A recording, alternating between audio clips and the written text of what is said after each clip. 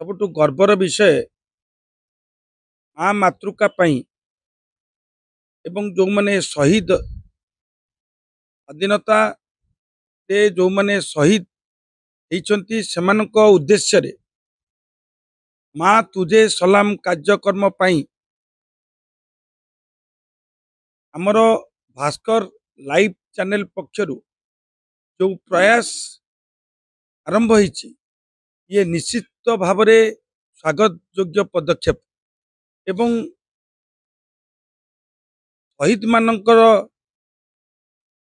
ମା ମାତୃକାର ପାଇଁ ଆଜି ଯେଭଳି 79ତମ ପବିତ୍ର ସ୍ୱାଧୀନତା ଦିବସ ଉପଲକ୍ଷେ ମା ତୁଝେ ସଲାମର ଯେଉଁ କାର୍ଯ୍ୟକ୍ରମ ହେଉଛି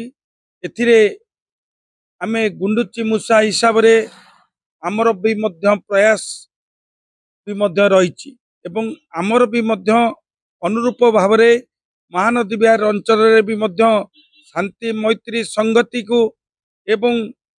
ଏଇ ଯେଉଁ ଯୁଦ୍ଧର ଭିତରେ ବିଭୀଷିକା ଭିତରେ ଭାରତ ବର୍ଷରେ ଆମେ ବି ମଧ୍ୟ ଶାନ୍ତି ଚାହୁଁ,